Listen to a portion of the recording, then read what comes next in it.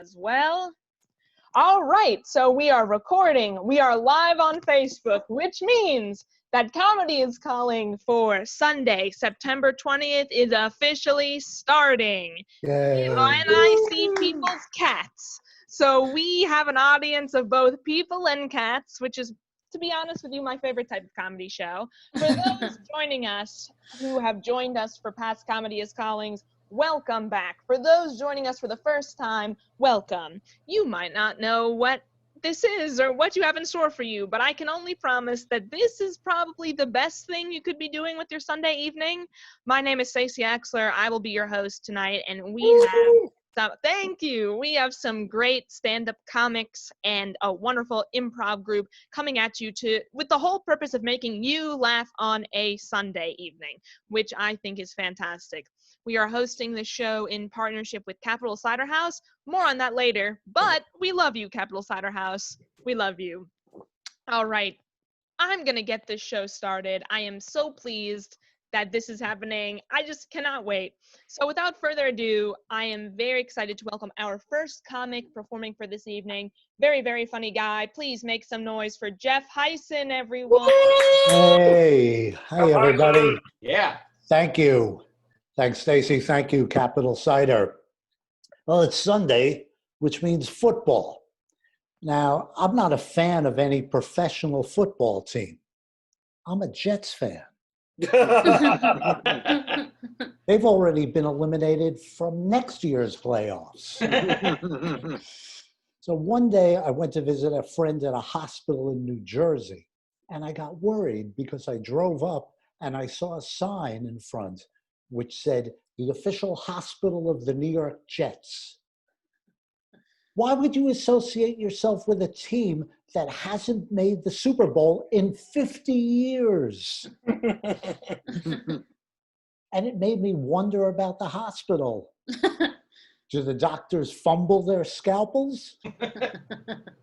During an operation, do the doctors get confused and call a timeout? Because those are the Jets I know. I was thinking about this across the country. I wonder if there's some poor guy in the district. He gets hit by a car.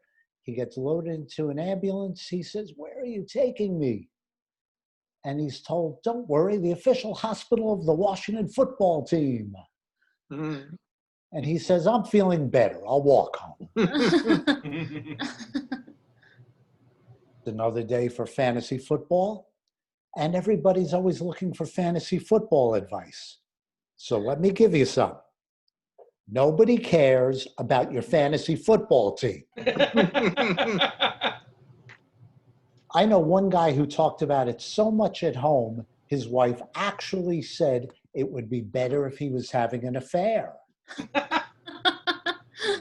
Because he wouldn't talk about that. Now, if you're at the end of the year, in normal years, who knows what's going to happen this January or February, there's a Super Bowl party. And if you ever want to find out which friends you don't really like, invite them to your Super Bowl party. It's how I make my cut. It's my version of Survivor. And by halftime, I can't wait for them to leave. It starts with what they bring. Make an effort. Don't bring a bag of chips. There are 30 people there. If you bring a bag of chips, you're out.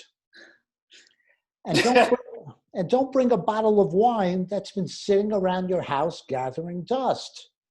That's the case with a lot of my friends, because a lot of my friends don't drink a lot.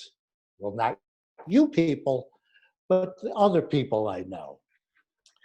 And I host a Super Bowl party as an excuse to get rid of the liquor that's left over from New Year's Eve or my bar mitzvah. Mazel tov. And if you buy the bottle of wine on the way over to my house, at least remove the receipts. But the Super Bowl party is supposed to be about watching the game, the Super Bowl. So why do I invite people over who only care about the commercials? I don't know. I'm asking you. Everybody tries to act like a football fan, but it's difficult because if you're watching one game a year, football's a confusing sport, even to the referees. The refs don't know where the catch is. So you know the computerized line that they have on the screen that shows a first down? Well, one year, one of my friends at the Super Bowl party asks, why don't the players trip on that line? Because it's superimposed. And then that same person asks, after a particularly hard hit, why is there so much roughhousing? Roughhousing? Because it's football. Get out of my house. And the Super Bowl party is your last chance of the year to use football terms in everyday conversation, such as the word audible, changing the play. At the Super Bowl party, it's fine to say, I was going for the chili, but I called an audible and had the wings. You sound smart. But not after the Super Bowl party. Don't say, I was going to Giant, but I called an audible and went to Safeway.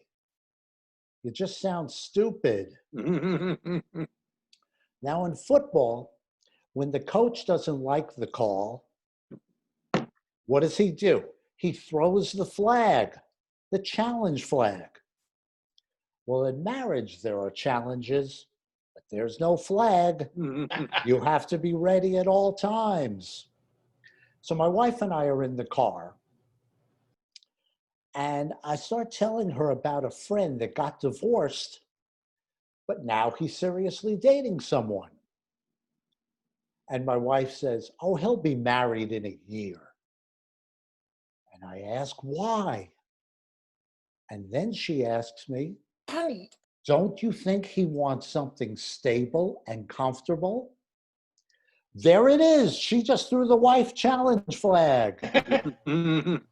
It's different from the NFL because there are no replays to watch. You have to make the right call right away. And here's the hard part. You can't be stupid, which is difficult. Because I'm thinking, well, he was married for a long time, so he should take his time and go out with a lot of different women, preferably younger women. But if I say that, my wife will ask me, well, then do you want to be with a younger woman? And here's where I might say something stupid. I might say, oh, honey, I don't want to be with a younger woman. I want to be with you. But I can't say that. I'm trapped. So I did the only thing I can do. I said, hey, there's a good song. And I turned up the volume and I kept on driving. And that's it for me. My name is Jeff Hysen. Thank you, Capital Cider. Thank you, Stacey. Thank you, everybody. Right. You're muted, Stacey. Muted. Well, thank you so much, Jeff Hysen. Jeff Hysen. That was great. Everyone, guess what? Now that I'm unmuted, we have time for stand-up from me, your host, Stacey Axler. Thank you so much. Thank you. Recently, I've been trying to think about how the fact is, and I don't know how this has happened, but a lot of time has passed. I just passed a few months ago my 10-year high school reunion, which of course we didn't have because of I know, but 10 years is a significant amount of time. Like, it's a big chunk of time. It's an entire decade. And I started thinking about everything I've learned in primary school and high school. And here's the thing, everyone. I'm not behind a lot of the lessons that were taught. First and foremost, physical education. This physical education, PE, I really want to talk about this right now because when I was a kid, when I was like growing through school, that was in the late 90s, early 2000s, and that was when there was like a really big push for AP classes and advanced classes. So there was AP history, honors history, regular history, same with math. Every single curriculum had different levels based on where you fell, except physical education, which is the most ridiculous part of this whole thing, because just like your brain, everyone's body is different. And they were just like, no, everyone is different except in PE, you're all the same. Go out there and run a fun run, they would tell us, which is when you would run like 2 miles. And I would be really, really struggling. I remember my first PE class was in first grade, and I'll never forget this. It was called Phys Ed then, and my teacher's name, his first name happened to be Ed, and I thought that's why it was called Phys Ed. It took me years to realize that it was wrong. So that was my first misstep. My second misstep was my very first PE class. I was 6 at this time. My PE teacher was like, all right, kids, like, let's get up and go for a run. And I said, what is chasing us? I was trying to be like the class clown or whatever. I was not interested in comedy at that time. I was interested in Pokemon. So I was like, no, I wasn't being a class clown. I'm really trying to figure out what is the motivation for me to go and run this, besides you telling me. The best run I ever did in my life was in 7th grade. It was the first and only time in my life I had a female gym teacher. And I remember we had to start our run at the south end of the tennis courts. And what the gym teachers did not know is that over the spring, a very large paper wasp's nest had accumulated in the south side of the tennis court. So we all had to start our run from that spot. And because I was the last one coming from the locker room, because I didn't like changing in front of other people, I waited to the very last minute. That's a story for another day. I was forced to stand closest to the paper wasp's nest. And when they finally said, all right, go, I ran so fast. I was like, my blood was pumping. I was like, we need to get away from the paper wasp's nest. And I smoked everyone in the race. And my gym teacher was like, where has this been? Like, you've had this in you the whole time. It's like, no, it was the wasp. Get the custodial worker out here, or someone, a professional needs to take, it was a huge paper wasp nest. Biggest one I've probably ever seen in real life. But I was thinking about that the other day. Another thing I was thinking about was when I was a kid, I was growing up in the mid to late 90s. I was born in 1992, but I give myself a pass. I don't really remember, my early years in the early 90s. So mid to late 90s was when I was consuming a lot of media, and old infomercials were the best. I really miss them. They advertise really cool stuff like blow pens. If you don't know what a blow pen is, my gosh, you've missed out, because to this day, I haven't gotten them. They're so elusive. I would love a blow pen, haven't gotten them. But I always asked my parents for them, but it was a pen that instead of writing with it with your hand, you would hold it in your hand and you would blow on it, and like color would come out of it. And old infomercials like the blow pen infomercial would always advertise their product, and then they would say, but wait, there's more. And as a kid, I'd be like, oh my gosh, more. I thought that phrase was a good thing. But now as an adult, you realize the phrase, but wait, there's more, is usually bad. Like if someone's like, wait, there's more, they're following up with a bad thing. So I don't know. Blow pens, you really ruined that phrase for me. I hope you know that, blow pen. When I was growing up, a lot of people would say, what doesn't kill you makes you stronger. Mm-hmm. I would really like to see the science on that. I'm a science-based person. I feel like I've only been getting weaker. I really think that's true. Speaking of, one thing that's gotten worse for me progressively over time is my sleeping patterns have just been totally, messed with, especially now with everything happening. I feel like there's so much stress because of everything happening in the world and in our country. There's a lot of stress, a lot of anxiety. I haven't been sleeping well, so I'm trying to figure out how to get quality sleep, like not just going to sleep at a regular time, but staying asleep throughout the night. I tried Tylenol PM the other day. So I'm officially old. Officially old, but here's the thing. I've made it. Here I am. But here's the thing. All of these, medications, they all that you take to fall asleep, they all say the same thing. Do not drive or operate heavy machinery when you take. But here's my question. What is heavy machinery? Like, can someone please just tell me what a heavy machinery is? Because I feel like I use heavy machinery. Like, one could say your label maker is heavy, but that's probably not what they're talking about. But I just don't know what heavy machinery is. Someone help. I need to know. I need to know right now. The other day, instead of taking one Tylenol PM, I took 2 Tylenol PMs. So watch out, everyone. Going crazy here. I took 2. That was the recommended dosage. But I didn't think I was ready for the recommended dose. I had only been taking 1. Something else I had been thinking about a lot is Sesame Street. The show Sesame Street, which is one of my favorite shows. All right, it's a good show. It's probably the best show ever. But you know what always made me sad about that show? That Cookie Monster never achieved his goals.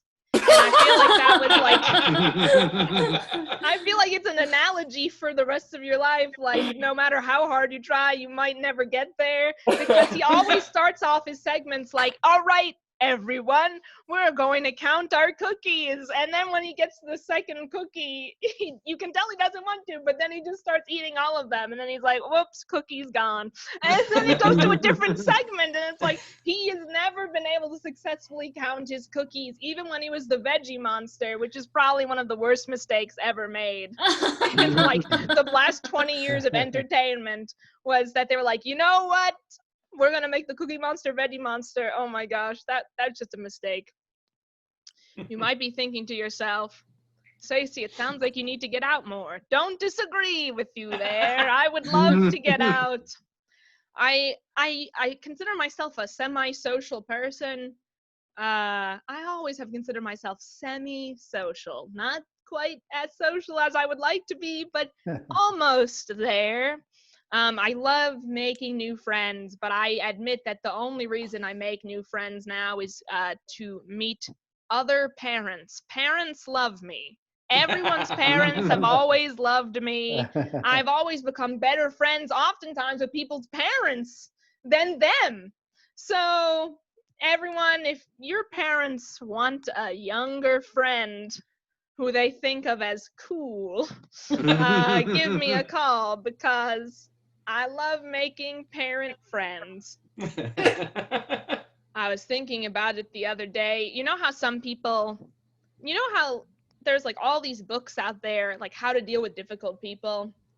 It's like, this book would be helpful if I was a difficult person, but it's like the difficult people are never the ones reading the book. The people reading the book are always the people dealing with difficult people. It's like it never ends. It never ends.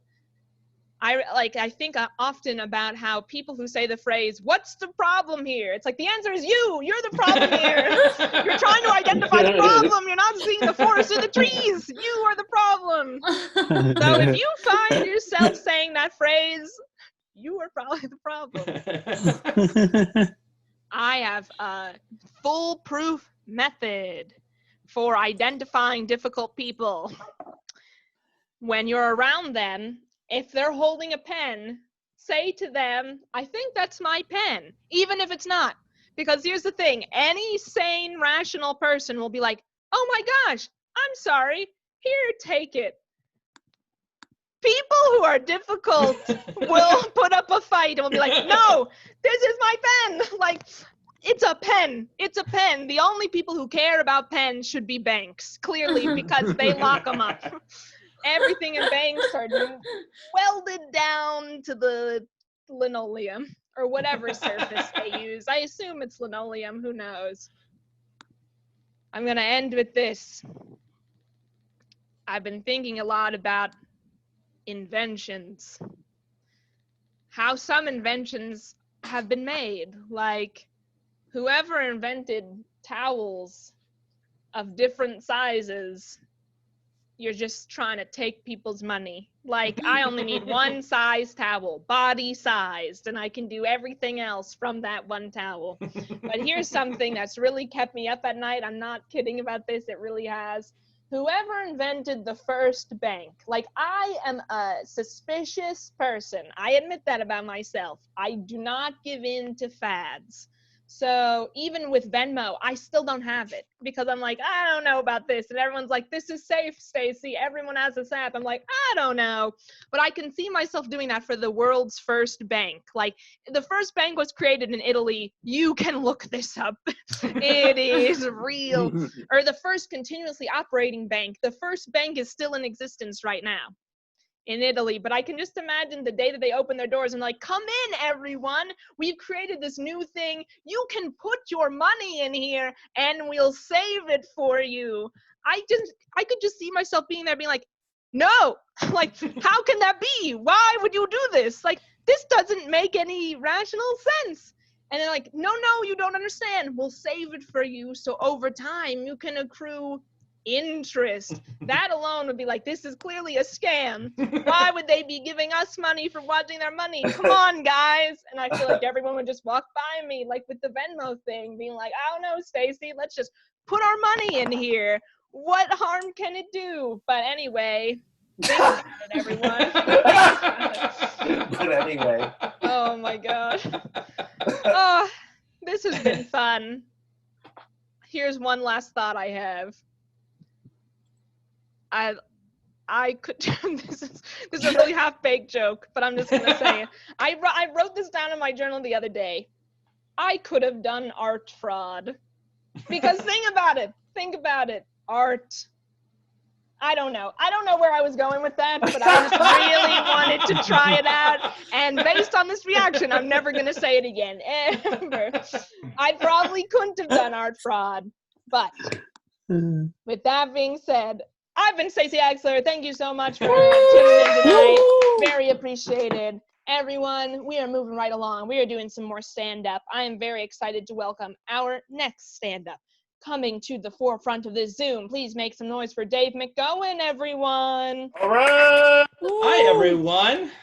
I can empathize with the Cookie Monster. My son, when he was like 8, he broke down crying because we told him that Cookie Monster ate vegetables and cookies were a sometimes food, and he just lost his mind. And we went, what's wrong?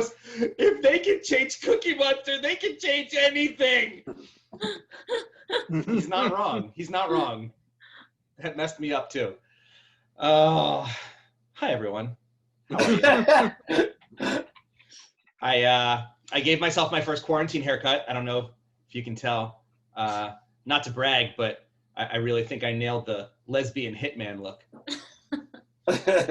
I did do a live show recently. It's my first live show since quarantine, and I got to tell you, like, being around all those young, amazing comics, I had really forgotten how much I just can't shake the feeling that I was the one who was supposed to bring orange slices and juice boxes for everyone.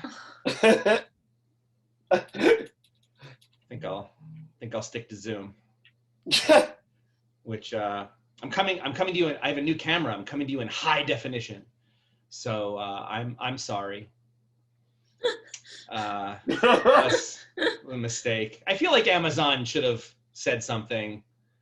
You know, they know everything about you. And you're like, oh, hi, Mr. McOwen. You want a webcam? That's great. It says here you just turned 50. Congratulations. And your last order was 3 pairs of sweatpants and 12 pounds of beef jerky. You sure you're ready for 4K? No, I'm not. 4K. You know, you asked me if you want me to protect my purchase, but you never ask if I want to protect my feelings.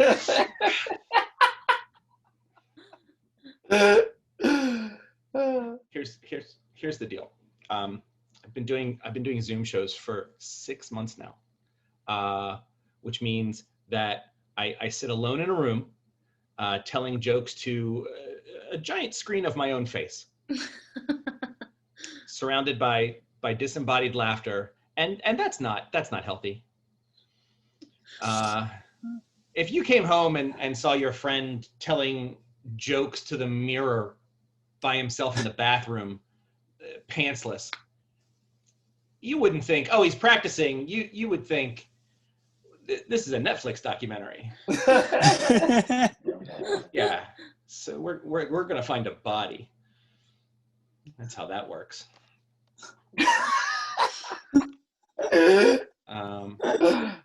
I'm feeling very old. I drove my son out to his first year of college. Drove out to North Dakota, and some weird signs. You don't know my history with signs is that I see things, and then somewhere between my eyes and my brains, they go way off the rails. So for instance, I was driving down the highway and I saw an SUV. It had a Cougars lacrosse sticker, and I said out loud to no one, good for them. Sexy older women who prefer to date younger men, forming a sports league. That's exciting. I'm still disappointed in that, if I'm completely honest. I saw a new sign. It was in Ohio. We were getting on the highway, and in cartoony, like child letters, it said, "Slow down, my mommy works here." At the sign factory. I'm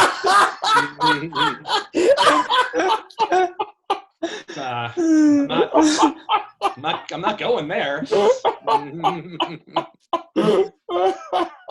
Yeah.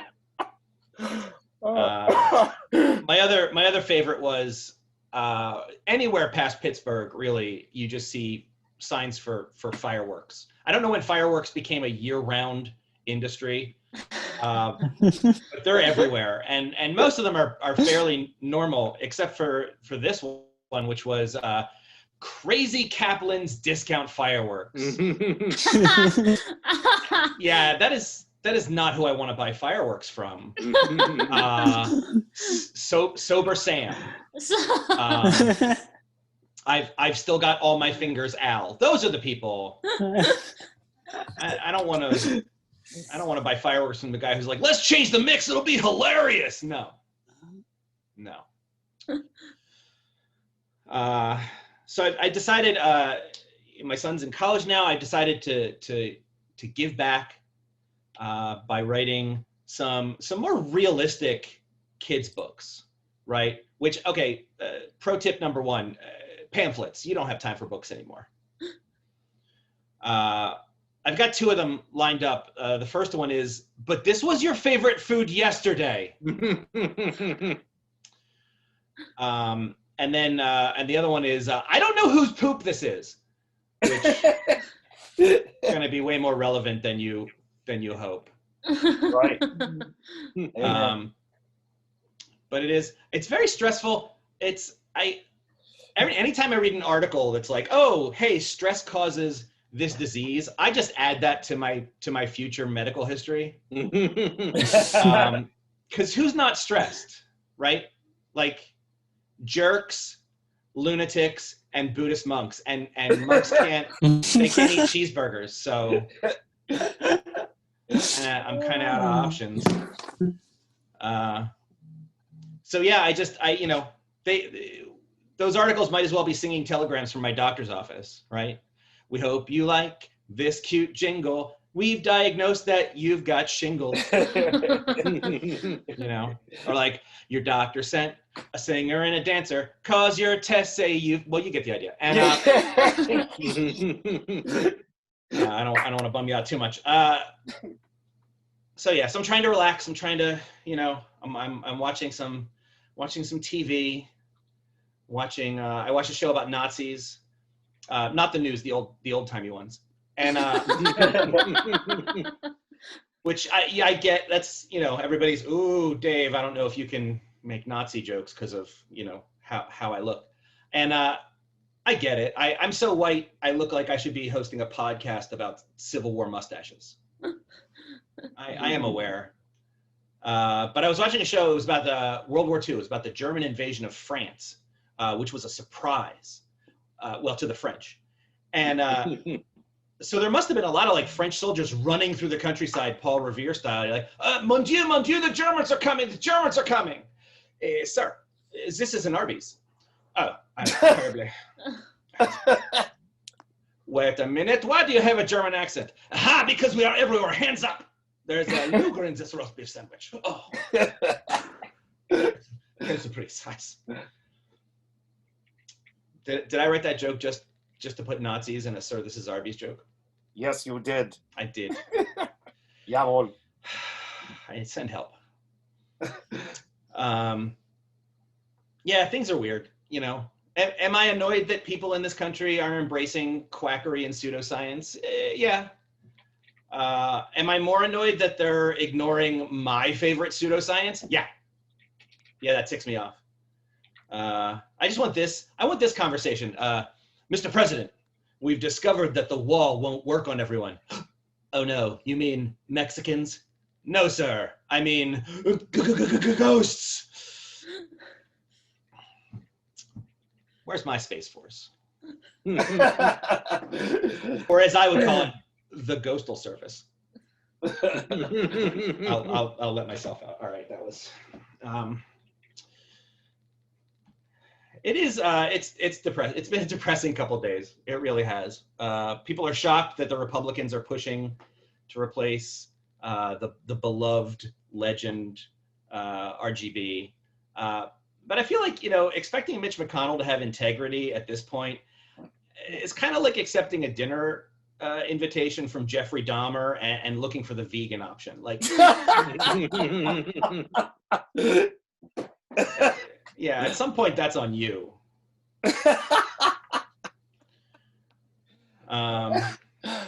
People are excited about November. I am cautiously optimistic about November. I am very excited about October. Because that's when season 2 of The Mandalorian comes out. And I know, are you familiar with Baby Yoda? Yeah. Yes. He is he or she, it is adorable. It's really, I'm a man, not much of one, but technically, and I have 120 combat hours over Afghanistan, and looking at Baby Yoda, I have ovulated 37 times. Yeah.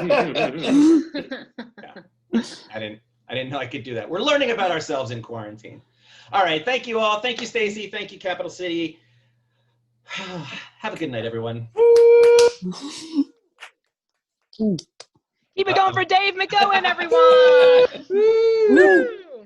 All right, up next, I am very excited to welcome our next performer. Please make some noise for the very funny Riva Riley, everyone. Woo! Hey everyone, thank you so much for watching. I'll dive right in. I've had an odd upbringing.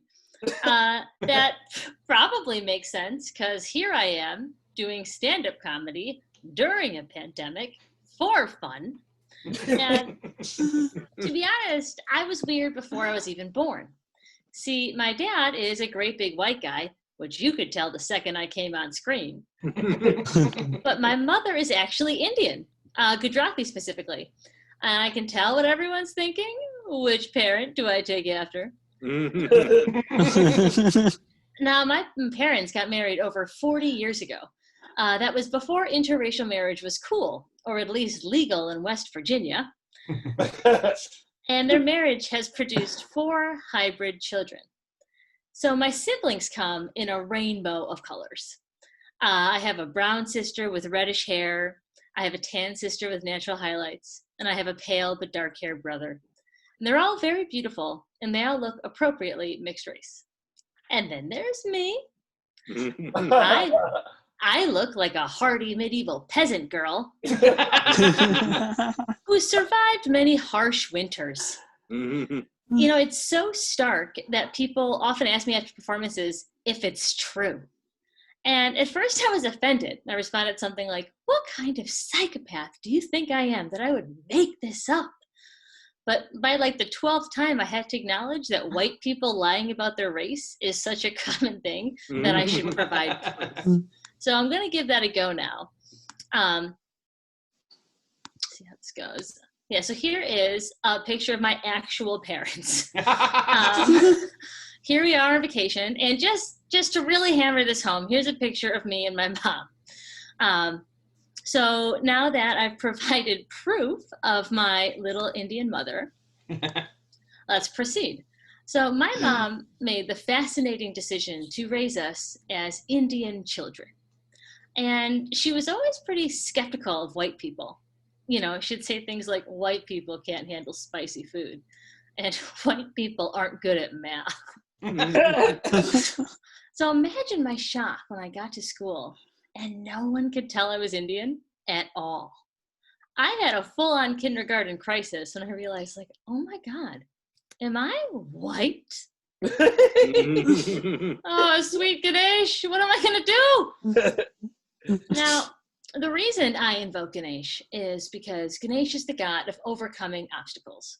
This is one of the many things I learned as the only white kid in Hindu Sunday school. So my religious education was difficult at best. Like, one of the most common activities that we do in Hindu Sunday school was put on skits about the various gods. And I played a demon in every one. When I was a kid, that seemed a bit harsh. But the worst bit is, as I got older and learned about history and started reading the news, I've had to wonder, were they wrong to see the only white person in the room as a devil? And this has haunted me a lot this month because my mom was recently the victim of racist harassment. She got a call from a random phone number that left this slur-ridden, anti-immigrant, anti-Indian message on her phone. And when she checked in with her friends, loads of people in our town from all backgrounds were targeted with these specific messages against their ethnicity. And the theme was very clear. Like, only white people can be Americans and no one else is welcome. This is obviously an awful and cruel thing and frankly bizarre in its logistical complexity. Like, what this mass hate crime implies is that there's a white supremacist group with a research team that looks up anyone who isn't white, which isn't obvious, by the way. Like, my brown sister's name is Chelsea Riley, which is the whitest name anyone has ever had. But it was my dad's turn to pick baby names, so here we are. And in addition to this racist research team, there must be some kind of racist writer's room to, like, diversify their racial targeting. Like, in all likelihood, there's got to be a bunker full of KKK rejects trying to diversify their insults and slurs. And, you know, maybe it's a good thing that white supremacists are trying to be more inclusive. You know, it's like kind of wholesome in that hate crimey kind of way. Like, you know, we can imagine them. Like, I don't know what the names of the racist head writers are, but something like Bubba and Chad feels right, doesn't it? And we can all imagine Bubba and Chad, you know, curled up behind swastika-themed typewriters, you know, arguing about who gets to record which racist screeds. You know, maybe one day... Maybe one day Bubba's mad because Chad has recorded the anti-Filipino message for 3 weeks in a row and Bubba is sick of the Malaysian beat, but at the end of the day they can kiss and make up over the N-word. And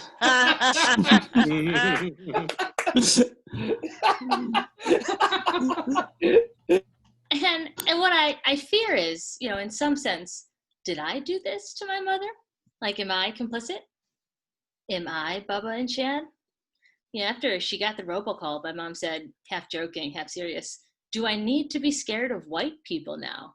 It was like, you know what? We should have been scared all along. even other white people.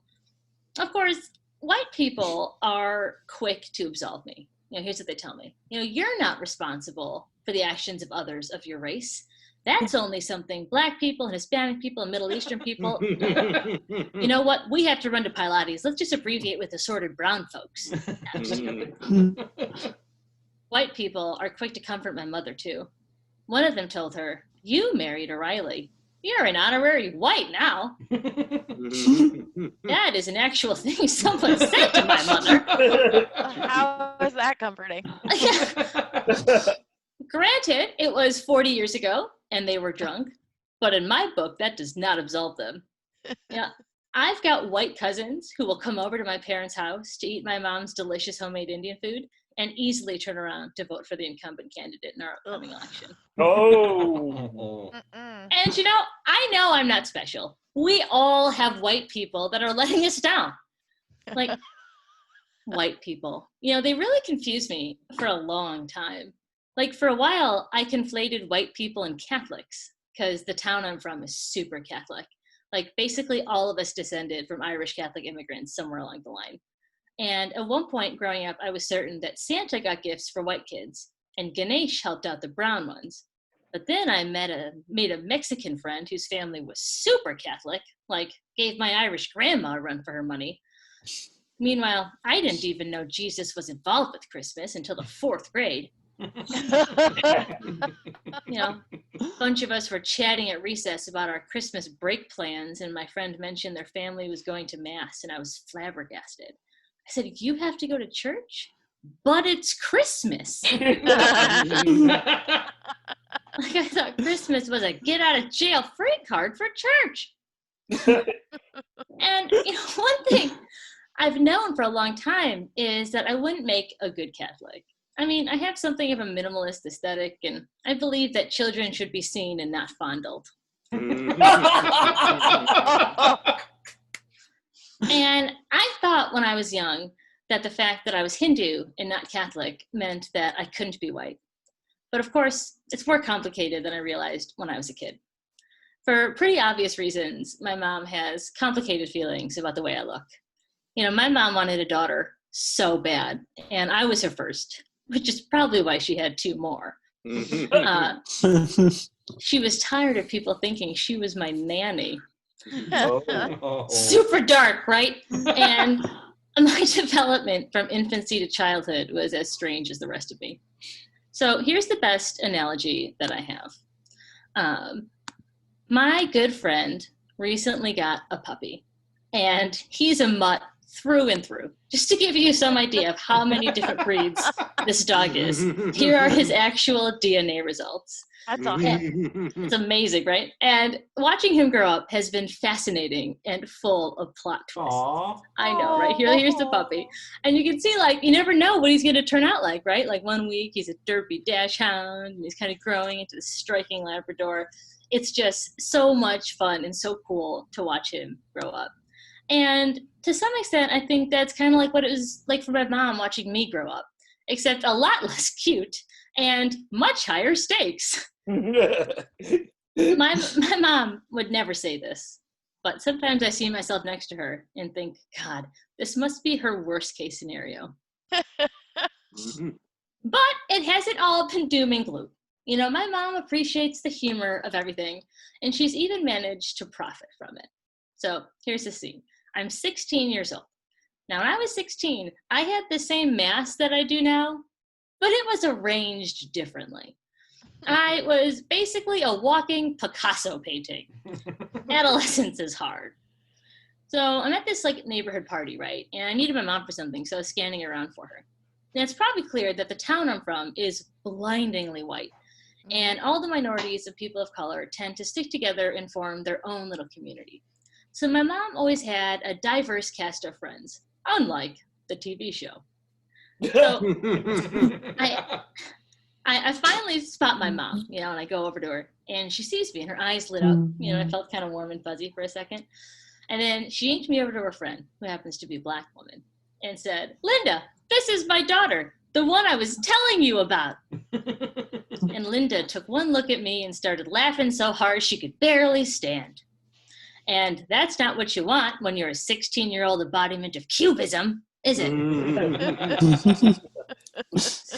Finally, Linda manages to gasp out to my mom, Jyoti, you were right. Lunch tomorrow is on me.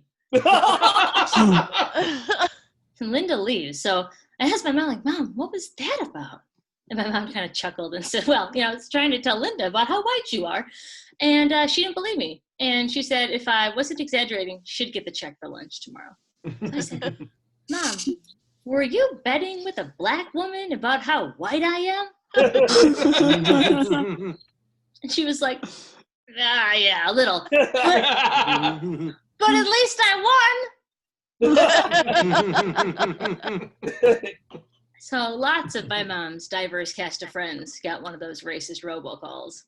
And one of the lessons I've had to take away from the way I look and the advantages it affords to me is that, in so many fundamental ways, we don't get to pick who we are. Other people pick for us. Other people, Indians, Caucasians alike, looked at me and decided I was white.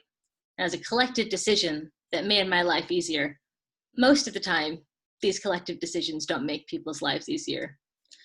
Collectively, society's decided that black and brown people are dangerous and alien, and real people suffer for it every day. And it's easy to feel powerless about this, but I've been trying to remind myself that it's true that other people have the power to choose who we are, but we also have that power over others. And I think we should think very hard about what we do with it.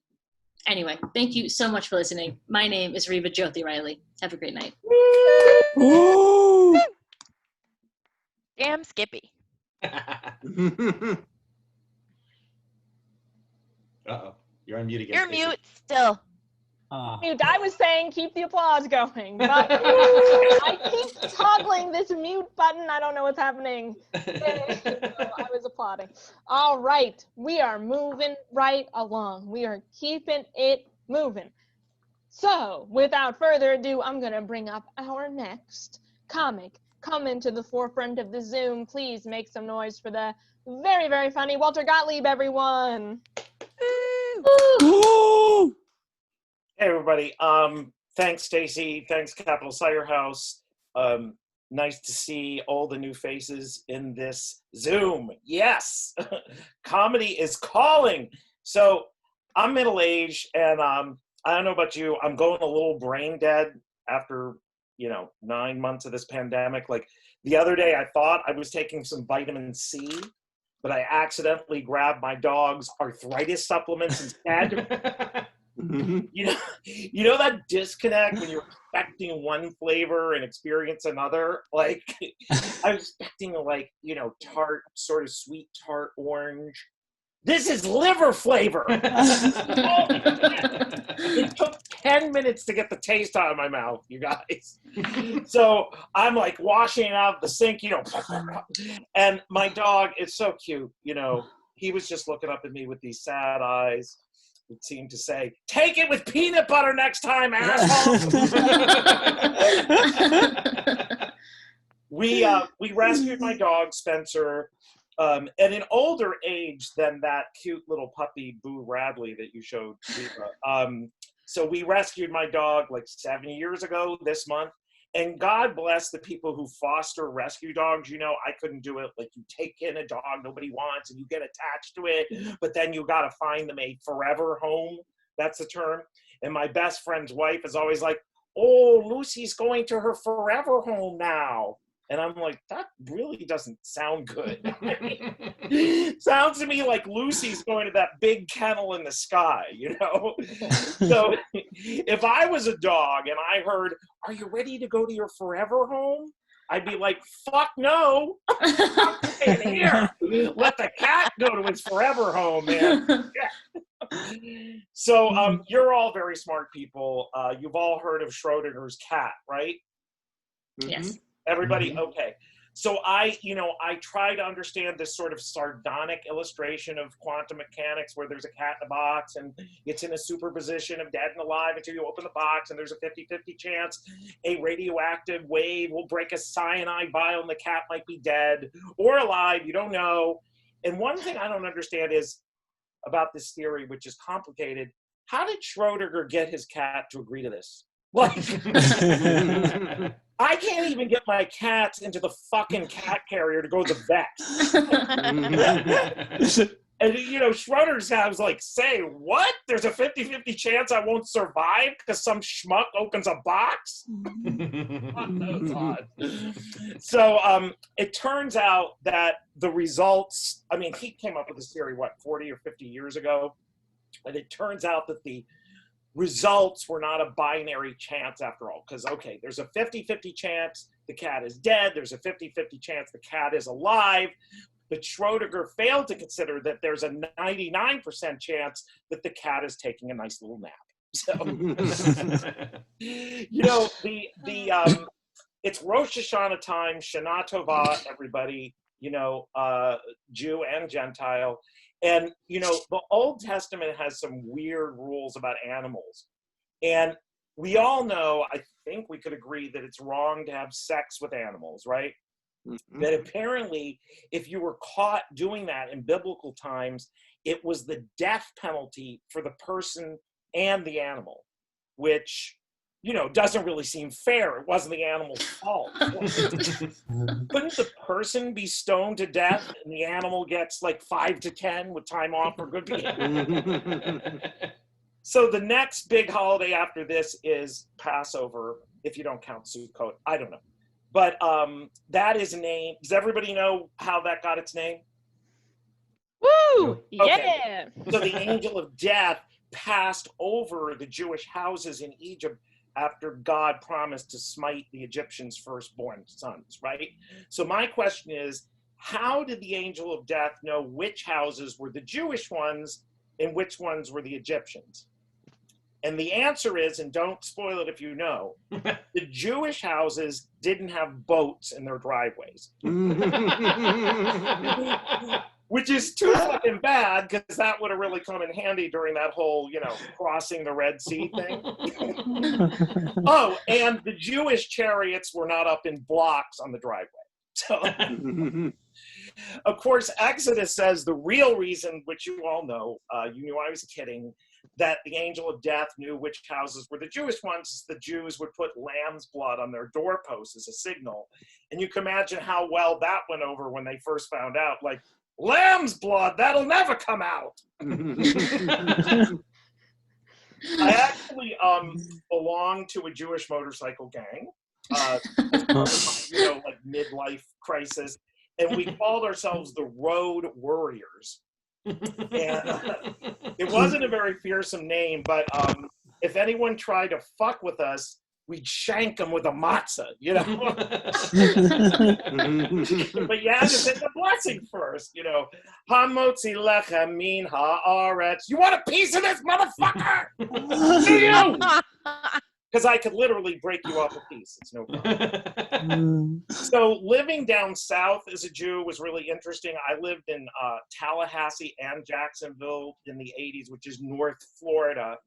And, it's really the South. It's not Miami Beach. It's not West Palm. But I got into it. I had a Florida State Seminoles bumper sticker. I learned to hate the University of Florida Gators. I ate boiled peanuts and sweet tea, and all that. But the people down there, we Jews just confuse them. Like, I had people come up to me like, so y'all Jewish, right? And I'd be like, yep. But you do believe in Jesus Christ. No, then we'd be Christians. So no. And I think it was over, and they'd be like, but you do celebrate Christmas, right? Now, this is true. Some rednecks didn't like something I said, the joke that I made, and they actually threatened to burn a cross on my lawn. And I'm like, burn a cross? The cross means nothing to me. Burn a pot roast, we're going to have a problem. It is really hard not to be paranoid as a Jew living down south. Like, I always got really nervous stopping for gas, on the highway, because I'd have to show my credit card with my very Jewish last name on it. And I stopped in a small town off I-10 once, and I handed the attendant my credit card, and he looks at the card and he says, "You're in the wrong parts here, boy." I'm like, what do you mean? He says, "Well, You got a Seminoles license plate on your car. This is Gator country, son.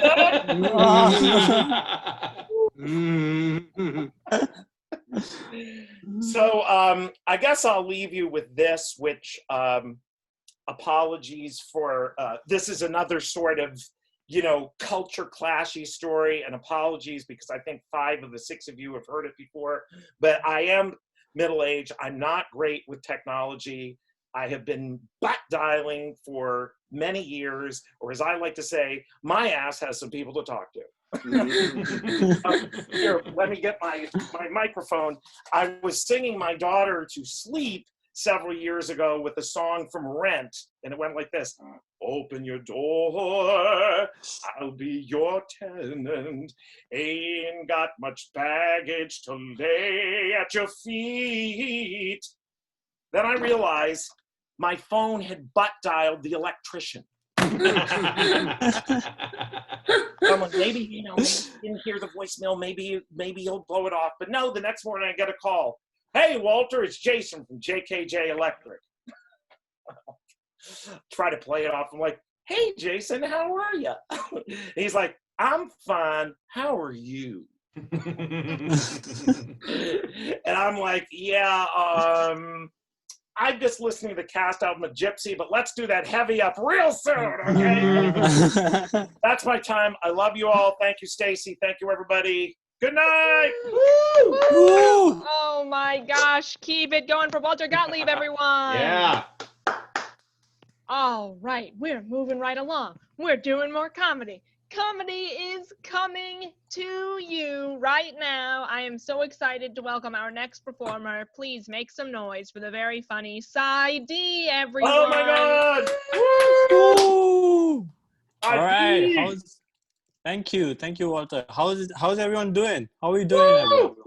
Oh, Great. That's great. That's okay. All right. Yeah. Okay. Okay is good. Okay is good. I'll try to make it better. Okay. So a couple of things. You guys said. So Stacey was talking about the Cookie Monster, and that took me back to like my childhood shows. And I was in India, of course. We didn't get all the same shows. But what I did get and what I did watch was this animated series called Teenage Mutant Ninja Turtles. Yeah. Right? That and Small Wonder, really. And I don't know why Small Wonder, but that's the thing that was on TV. But anyways, the Teenage Mutant, and I only watched it for a year because after a year, and this was around the time when I was 8, the Indian government mandated that every kids show on TV should be dubbed into Hindi, all right? And until then, it was in English. And when they dubbed it into Hindi, I was like, well, this is just not realistic anymore. I can't watch this. Like, think about it. I still don't know how I went. Like, what was my thought process? I was fine with bipedal mutant turtles trained and living with their rat master sensei in the sewers, fighting crime in New York City with martial arts. I was like, no way they can speak Hindi, man. And Riva was talking about playing a demon in Hindu Sunday school. Well, I had the exact same experience, believe it or not. It was not, of course. No, of course it was not. It was not Hindu Sunday school. It was a Hindu everyday school for me. No. The reason I always played the demon was for the exact opposite reason that you did, because I was on the extreme other end of the color spectrum. And yes, guys, Indians are kind of racist. I mean, come on, think about it. We invented the caste system. Against each other, right? So that's sad. Walter was talking about living in the South. And that takes me back because I could see myself now on this giant screen. I have the same pathology that Dave has, but no, I can see this. So I can see my hair, and I remember my hair was like this, and I was reluctant. I was living in Mississippi for the first 2 years I was in America, right? Don't ask me why again. But I was living there, and I had like giant hair like this because I was reluctant to get a haircut. And finally I went in. and I got a haircut, and it was a pretty damn good haircut. Honestly, it was a pretty damn good haircut, much better than what I expected. And I knew it was pretty damn good because as soon as I walked out, right, I had a big beard then like this, and I had a hair like this. And then I got a haircut. And it was just a beard. And as soon as I walked out, the guy who saw me go in, he was right there. He was standing right there. He's like, hey man, great haircut. And you know, Southern hospitality and all that. Like, no one's ever given me a compliment. So I was like, yeah, I was going around and I was going to say thank you to this gentleman. And he went on to say, great haircut. Now you only look like half a terrorist.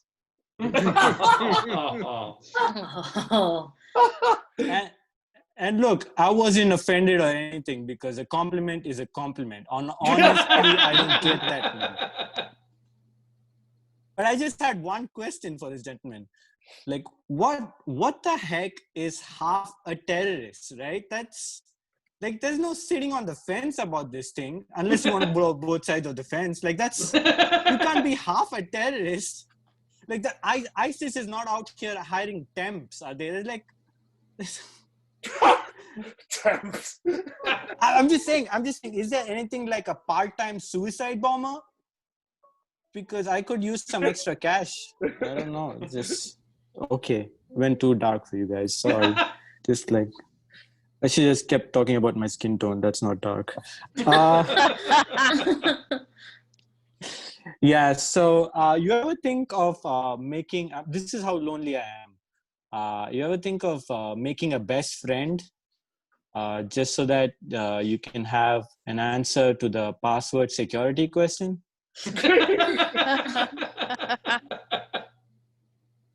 You guys still enjoying the China virus? Oh God. Well, you know what? The only thing, like, I wish they would stop calling it the China virus. Clearly, this Republican strategy of yelling, "Go back to where you're from" at the virus is not working. Right? Just stop calling it. Like, I think now their only strategy is to hope for herd immunity. And for those of you who are not familiar with the concept, herd immunity is when more than a large proportion of the population gets the infection so that there's not transmission happening, right? So the virus is not getting transmitted. That is herd immunity. That should not be confused with herd immunity, which is the reason you guys won't laugh at my jokes anymore.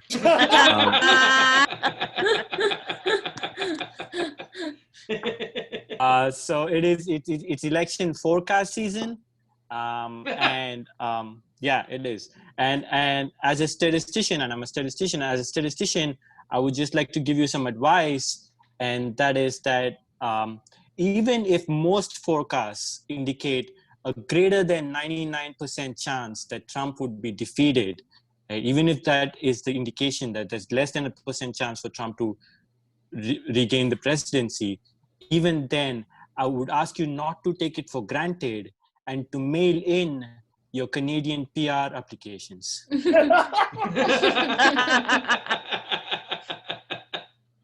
I'm just seeing you. I'm giving you advice. Don't blame me for that. Okay, but I am, like I said, I'm a statistician, and I honestly sometimes we get these forecasts wrong.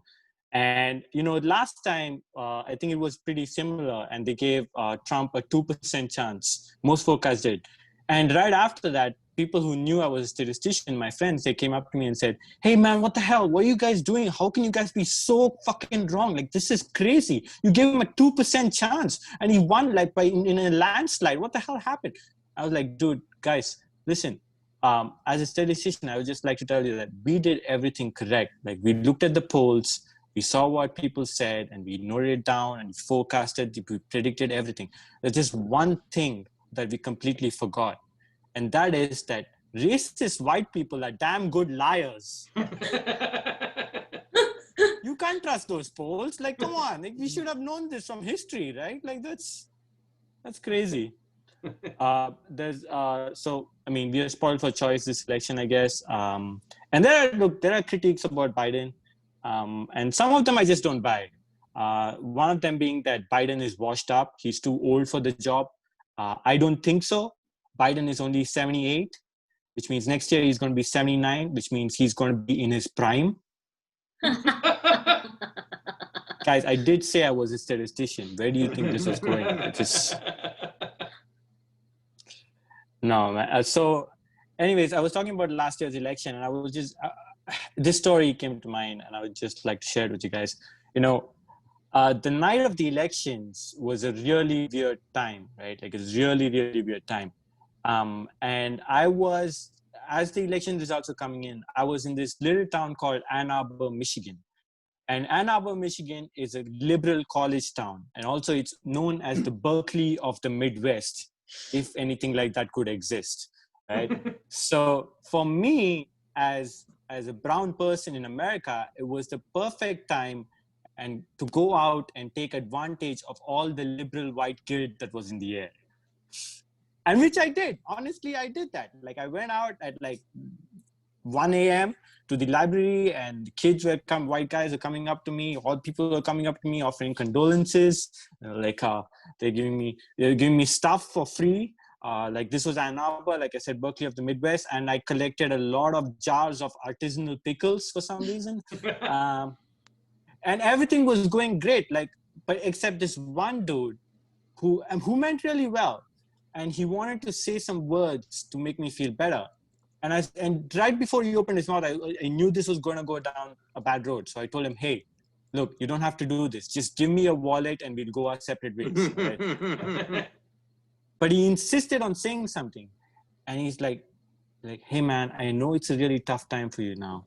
But I would just like to offer some words of solace. I want you to take solace in the fact that in what Winston Churchill said. Remember what Winston Churchill said. Winston Churchill said, democracy is the worst form of government except for every other form that's been tried before. I mean, that's very, very inspirational. But there's just one thing. Winston Churchill also said, Indians are a beastly people with a beastly religion. And he wanted to kill us all. Like, what are you doing quoting Winston Churchill to an Indian guy? Do your homework, dude. What are you going to do next? I wanted to ask this guy, this was 2016, I wanted to ask him, what are you going to do next? Are you going to go to a bunch of Native Americans and quote Christopher Columbus to them? Like, that's... Like, I wanted to ask him, where are you going next? Are you going to Standing Rock and go to the protesters there and be like, hey guys, I know you guys are losing your houses, but remember what Christopher Columbus said, mi casa, su casa. That's just, I don't know, man. I mean, people mean well, but sometimes, things like that happen. I recently applied for my permanent residency in America, my green card. Thank you. Some of you, one of you. Okay. Thank you. Thank you. No, I think it's, I mean, I really want to, I want to be an American citizen because I also one day want to achieve the American dream of having ice on speed dial. Until then, I'm staying the fuck away from ice. I don't even drink ice water, No, and just in case someone's listening to this and they're like a little bit uneasy, I want to reassure you guys, I'm not surreptitiously a Salvadorian street gang member, so don't reach for your phones. Yeah, no, I'm not MS-13. I'm more MS-XL. All right. I'm not a street thug. I'm more of a spreadsheet thug. That's like I don't do drive-bys. I do divide-bys. That's where I'm at. So I'm trying to keep myself busy during the pandemic, during the quarantine. So I started learning Mandarin Chinese. Oh God. Yeah, because I'm a realist, right? No, I'm getting educated in the Chinese ways, so that when the Chinese come, I'll be ready for a re-education.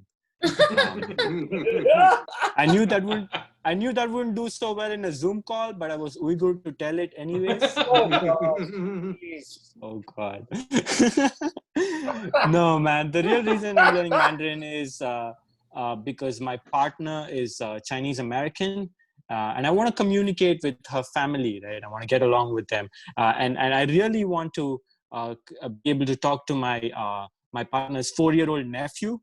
I want to talk to him, and I want to play with him, and I want to teach him things. teach him important things like how all of Kashmir belongs to India. About time somebody told him that. And look, I'll just end with this.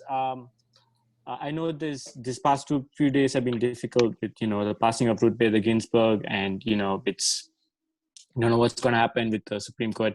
But staying on the subject, kind of, do you know what I found out? Did you guys know that abortion is a major issue in the kangaroo community? Yeah. Jesus. I don't see many of you nodding your heads. I'm surprised because it's surprising to me that none of you have heard of the famous case of Roe versus Wade. Oh my God. Roe won that one, guys. Turns out Wade was a wallaby. Thank you so much, Stacey. Thank you so much, Capital Cider House. Thank you, guys. Keep it going for Side D, everyone. Woo! Oh my gosh. All right, everyone. Guess what? We have reached the point of the show where I am about to welcome our stand-up headliner. I am so excited to welcome this individual. Very, very funny guy. So without further ado, please give a warm welcome to Jason Fliegle, everyone. Hey, that's me. I can't believe Cy ended his set with a Supreme Court case pun. It's just, I don't know. Cy, you spent the election in Ann Arbor. I spent the 2016 election. I was here in D.C. and I went to a watch party in a bar because it's D.C. Like most cities, they go to bars to watch sports. Not DC, we go to watch election results. And actually, the bar I went to, I didn't know this was going on, but they happened to have a Wellesley Alumni Association was there at the time. And for those of you who don't know, Wellesley is Hillary Clinton's alma mater. And for those of you who did know that, I hope you're impressed I said alumni instead of alumni. I'm woke. But I still have nightmares about these poor women. Like, I don't know if you've ever seen 250 women get their hearts broken simultaneously, but that was not a good night for anyone in that bar. Except the bar manager who sold all the tequila by the end of the night. She was doing okay. But Walter, your license plate story reminded me of, I had a brother who went to Texas A&M, and I went to visit him, and I bought a shirt, a Texas A&M shirt in the gift shop, and then we went into Austin. Which is Longhorn country, and we got in an elevator, and there was like a 5-year-old boy on the elevator with his dad, and he kind of like moved away from us. And I heard him whisper to his dad, "Dad, they're Aggies." So I relate to your license plate story. It's I don't know. I've been spending the quarantine the way most of you probably have, thinking about dried fruit. That's where my head is at. And I've got it figured out. First of all, in the world of dried fruit, the grape, that's your superstar, right? Like who doesn't love a raisin? Everyone loves a raisin. Now, some of you may say you don't love raisins, but you're lying to yourselves. Raisins are basically the Justin Bieber of dried fruit. You can claim you're not a believer, but somehow raisins keep winding up on top of the charts. You ever get a job in dried fruit and they tell you you're going to be working on grapes? Just put your feet up and relax. You're on easy street. The cranberry, on the other hand, the cranberry is the wannabe. Do you know what they call a dried cranberry? They call it a craisin. Who are you trying to fool, dried cranberry? Craisin is the Casey Affleck of dried fruit. You're not going to have your own success till you step out of raisin's shadow. Crazen has won an Oscar and he's still just Ben Affleck's brother. That's how it works. Take a page from Dried Apricot. He doesn't try and convince you he's a raisin. No, he's humble. He's modest. Hi, you don't know me, but you might be familiar with my hydrated form. Regular apricot. The plum, she's the master of disguise. You ever seen a plum? Right? It's a big, sexy fruit, the kind you can brag about to your friends. Then she dries out, becomes a tiny little prune. It's a twist I didn't see coming. This fruit goes from Laura Dern to Bruce Dern. When M. Night Shyamalan makes his dried fruit movie, audiences are going to gasp at the prune scene. And by the way, I know you're thinking, you heard prune, you're expecting a bathroom joke. I'm not going to go for the low-hanging dried fruit. Not going to do it. If you ever meet anyone who's really into dried fruit, they're going to tell you that dried fruit is nature's candy. And what they mean by that is nature doesn't have candy.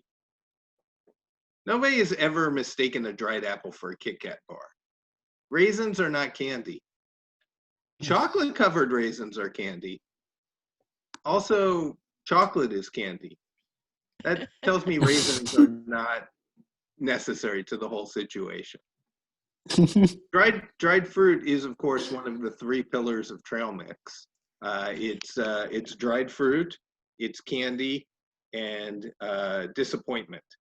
No, I'm kidding, of course. The third pillar of trail mix is nuts, which are nature's hard candy. Together, they're the Captain Planet of snacks, right? Like raisins, cashews, store brand M&Ms, by your power combined, I am trail mix. And whoever came up with the name trail mix, that is a marketing genius. Like, am I supposed to think that when Lewis and Clark set off to explore the Pacific Northwest, they were like, we can't forget to pack the cashews, right? I'm not buying it. The only thing that gets explored with trail mix is the bulk foods aisle at Costco. I think they should call it couch mix because that's where I eat it, sitting on my couch. Or fool myself into thinking I'm being healthy mix. Like I don't just pick out the M&Ms and throw out. That's why my favorite trail mix is Skittles.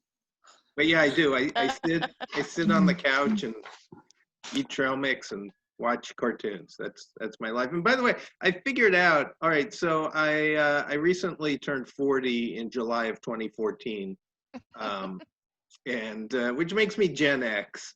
And we didn't change the world the way like millennials and Gen Z are changing the world. And I figured out why. It's because when we were growing up, there was no Cartoon Network. Oh, you want to watch a cartoon at 5 o'clock on a Tuesday? Who the hell do you think you are? You watch cartoons on Saturday morning and you like it. And so like we learned to accept what we were given. Which what we were given back then were some weird cartoons. Like, I don't know if you've seen 80s cartoons. They made cartoons about anything. Like Pac-Man, a magic Rubik's Cube, the Manson family, you name it. There was a cartoon about it. When you're a little kid watching, it just seems perfectly normal. Oh, here's a kid who turns into a sports car when he gets hot. Sure, that's normal. You don't think about the fact that the writers who came up with this stuff were all high on cocaine. You just enjoy watching it and watching kids turn into sports cars and solve mysteries. Oh, most cartoons in the 80s involved solving mysteries. When you were a kid in the 80s, you just assumed that there were a ton of mysteries that would need solving. Like, I'm in my 40s now. I still find it hard to believe that I've never met a person pretending to be a ghost. Feels like I should have done that. In the 80s, they gave Mr. T a cartoon. You guys remember Mr. T? Like he was on the A-Team. He was a big tough guy, actor, wrestler. So of course, in this cartoon, they made him a gymnastics coach. Makes sense. Oh, yeah. The guy from the A-Team is driving around in a van with a bunch of kids my age doing gymnastics. Nothing sketchy about that. Of course they're going to solve mysteries. Why wouldn't they? They had a cartoon called Muppet Babies. You guys know that cartoon? Mm-hmm. That one was educational. It taught me all about fake news. right? Muppet Babies was about the Muppets hanging out as little babies. But I've seen the Muppet movie. I know how they really met when Kermit was driving out to Hollywood to make it in show business when they were all adults. I'm on to your bullshit, Muppet Babies. If Muppet Babies was real, what happened to Skeeter, right? Skeeter was a Muppet Baby, never showed up on the Muppet Show. I smell a cover-up. We need to get somebody to solve that mystery. I was having a conversation about, I talk about cartoons a lot. I was actually having a conversation about cartoons. I described Winnie the Pooh. I was talking about Winnie the Pooh. I described him as a pantsless bear who loves honey, which is accurate, but it's also a description of every bear, right? No pants, loves honey. That is not the weird part about Winnie the Pooh.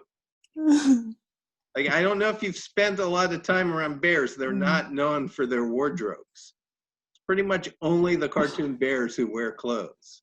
You ever hear about someone getting mauled by a bear?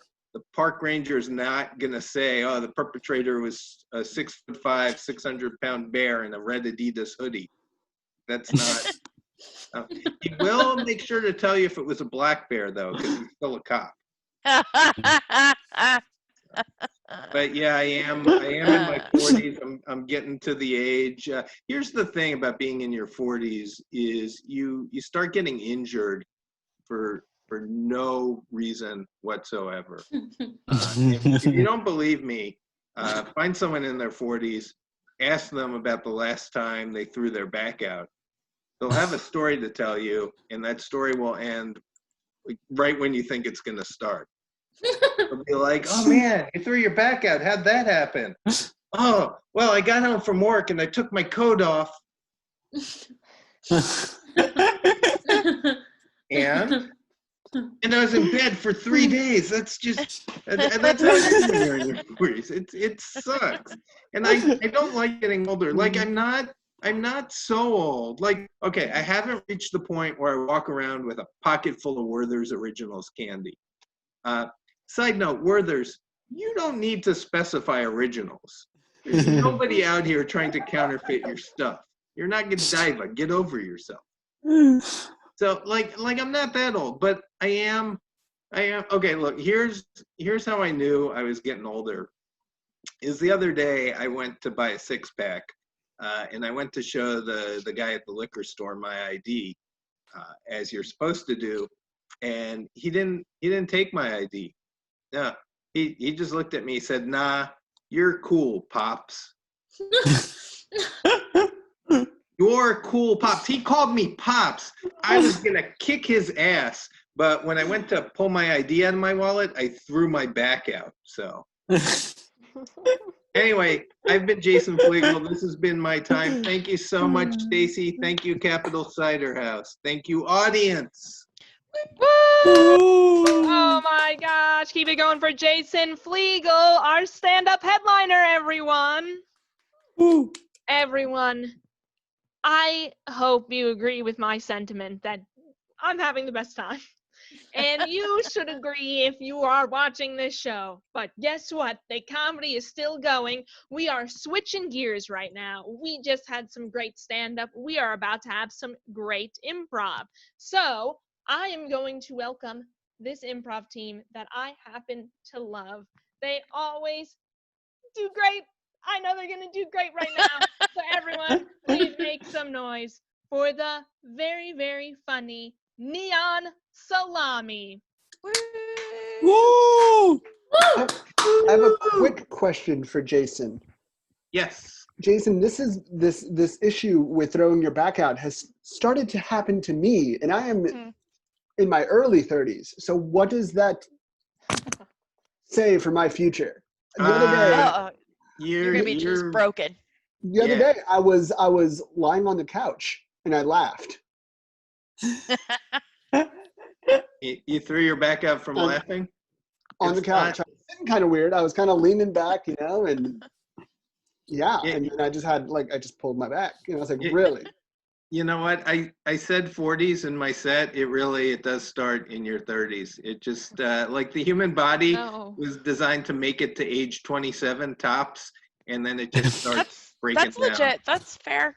I was reading up on the Roman Empire recently, which is weird. Wikipedia. You start clicking around and things just happen. But yeah, like the average death rate in the Roman Empire was like 50 max if you take out all of the child death. Because but if you account for the child death, it's like 25. Yeah, but it was 50, but it went up to 53 if you took out all the emperors getting assassinated. Like, I don't know if you've ever. I mean, you obviously have read a history of the Roman Empire because you just said you did. But like 4 out of every 5 emperors like killed by like their successor, who would last like 6 months and then get killed by the next emperor. It was not a good place. 4 out of 5 emperors will be murdered. Yeah. And on that note, there's no note about that. Riva, Sai, do you mind turning your cameras off so that we can pop on and off? Thank you. Yeah. All right. Y'all, what are we doing? Well, we are. Let's introduce ourselves to the audience. We are Neon Salami. Hi. It's actually a bigger team, but several of our members couldn't make it tonight, so we're like a pared down Neon Salami. We're Diet Salami. That's beautiful. And we're gonna do some improv. Usually we improvise a documentary. Should we do that with just 3 of us, or should we do a scene? I'm down. All right. You just tell me what to do. I'm gonna yes and the shit out of everything. That's the spirit. We're totally gonna improvise a documentary in the vein of Tiger King, and the Emmys are tonight. I wonder if Tiger King is winning. I don't know. Well, don't keep watching this comedy show. The Emmys will still be there when we're done. I shouldn't be talking about things that are on other than this show. I lied. There's no Emmys tonight. There's no entertainment other than this show. Keep watching. TV has been canceled. But speaking of that, should we get a suggestion from the audience that is about award shows? Yeah. Yeah. Give us shout out something that you like about award shows. The fashion. Ooh, the fashion. All right. I like that. All right. Neon Salami is going to do a documentary about the time that Raffaello, the famous designer, made a banana costume. It did not go over well. Not even a little.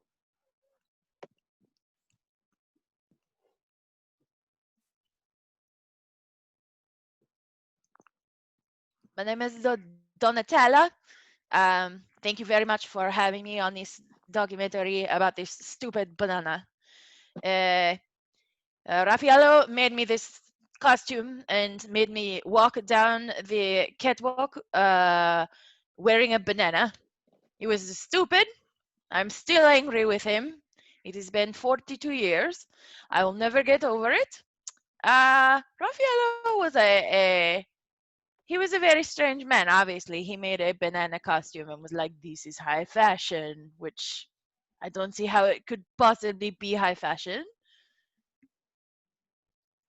First of all, let me say I am a genius, so I do not appreciate my decisions being questioned by the models. That is not, the banana represents the next wave in fashion. You must remember, it was 1978 when I introduced it.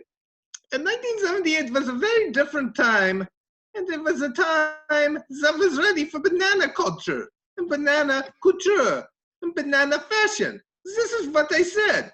This is what, when they go to Studio 54 in the disco, the banana.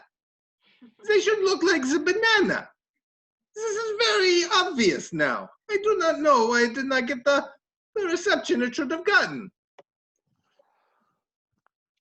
Thank you so much for talking to me. I have been in prison for the last couple months because of the little, college admissions scandal. Yes, it is I.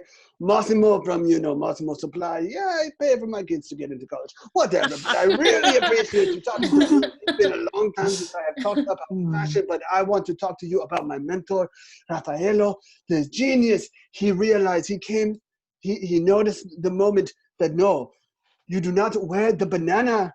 You put the banana into the costume. The banana hammock was Raffaello's genius innovation. You make a suit for the banana, and then it is sexy.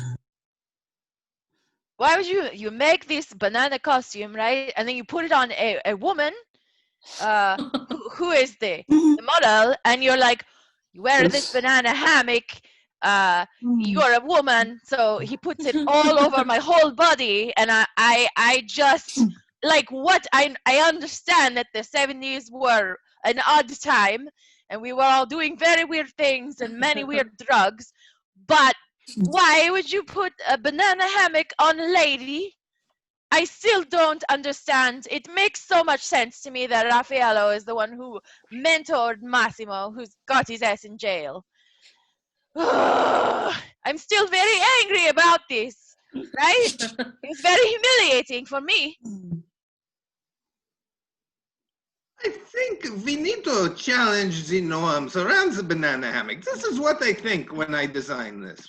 People think the banana hammock is for the men. And yes, it is for the men. But is it only for the men? I think not. I think fashion is for everyone. And the banana hammock is for the man, is for the woman, it is for the person who identifies as neither man nor woman, or as both man and woman, or something else. I'm very open-minded. I want to make this clear.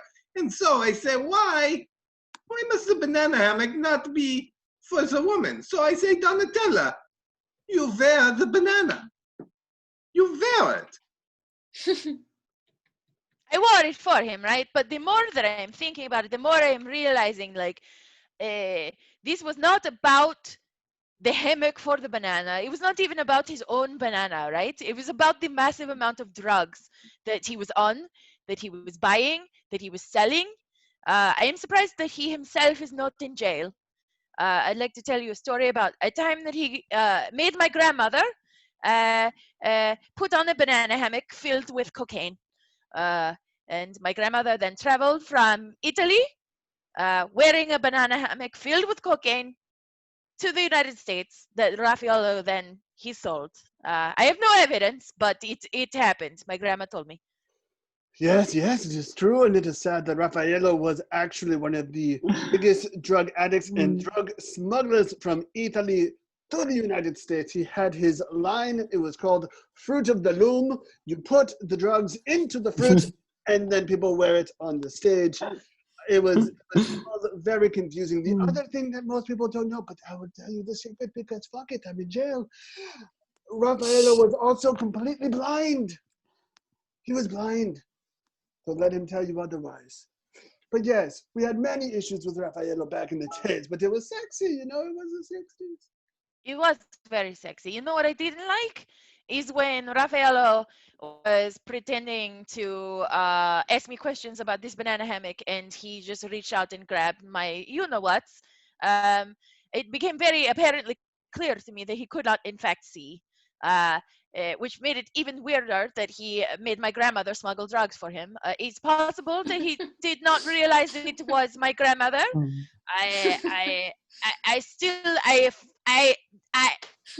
I am flabbergasted by this man. Is he my husband? Yes.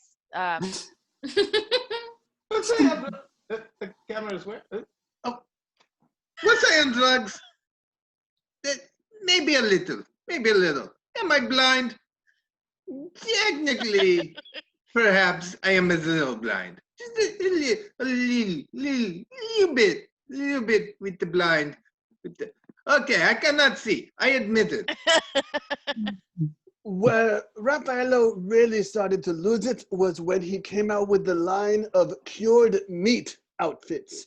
He had the sausage, he had the pork sausage, brassiere, he had the neon salami one piece, it made no sense. And then he tried to back that up with vegetables and the broccoli. That is where it really started to go down his reputation and his career in fashion.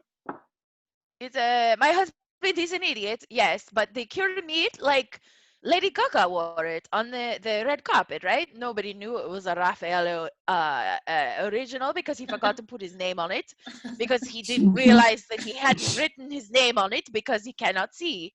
Uh, uh, I can't stress to you enough how frustrating it is to be married to an idiot, but I love him, okay? I love him very much. I saw the label on what I thought was the dress, but it turned out it was just a piece of bologna in the refrigerator. I did not know. I could not see. I thought that piece of bologna was part of the dress. I learned. I make a mistake. It happens. When you are a genius, you sometimes make mistake, and from that mistake comes greater genius. That is how it works. That is the way of it. And it was then in 1981 when Raffaello was experimenting with his line of socks made out of deli meats that that he accidentally got his hands cut in his shears and cut off both of his hands. So he was then blind and had no hands. But one thing I will say about my mentor is that he was resilient and he was determined to be a leader in the industry of fashion. It was a bad accident, okay? I'm not going to lie, but he's very able. He's very do I miss his caresses? Not really, honestly. They were usually not placed in the right places because he didn't bother telling me that he couldn't see. So he was just fumbling blindly. He's just not very good at sex. I'm not going to lie to you. You know, he believes that he's mentored Massimo, but how do I say this? Is not his mentee. It is my son that I carried with my lover, which Raffaello did not notice because he is blind and very bad at grabbing places on me. So he had no idea that I had carried a child to term. I'm confident he won't watch this documentary, right? I have a joke for you.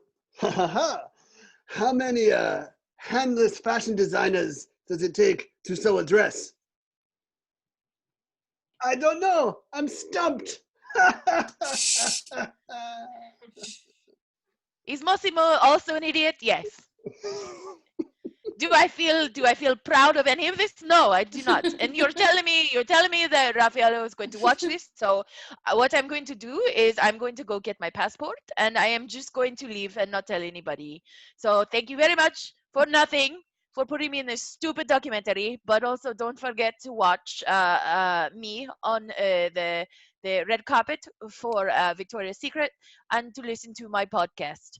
My podcast is called Go Fuck Yourself. If President Trump is watching, this is all incredibly real, and I would love a full pardon for my crimes. I will contribute to your campaign. And that's our show. And that's our show. Woo! Oh my gosh. Keep it going. Here we go. We're getting, you know what? I was going to do a spotlight video, but I'm not going to do it because I'm going to leave everyone up because yes, Yay! this is now, we've reached the end of our show, unfortunately. If you're thinking, no, this can't be, the show just started, don't despair. We do shows together the first and the third Sunday of every month and the second Friday of every month. And you can find out more by looking at Stacey Axler Comedy on Facebook. I have been your host, Stacey Axler. Thank you so much for joining us today. I would also like to thank all the comics that you saw today. We had comedy by Jeff Hysen, Dave McOwen, Riva Riley, Walter Gottlieb, Cy D, Jason Fliegle, and Improv by the wonderful Neon Salami. Thank you all so much. This show would not be possible if for the support of Capital Cider House, whom we love. If we were doing this show in person, we would physically be at Capital Cider House right now. Unfortunately, we are not. We miss them so much. if you know Capital Cider House, you probably miss them too. But guess what? You can still support Capital Cider House. That's the best silver lining that I can provide. You can go online. They have a wonderful website. They have an online store. You can check out more at capitalciderhouse.com. They have a Facebook page where you can find out more about them. They do other really cool, fun events. And I just want to say support them because they're wonderful and we love them. That is all we have for this evening. So thank you so much for tuning in. Have a good night and have a good week. And we will see you soon. Yay. Goodbye. Bye.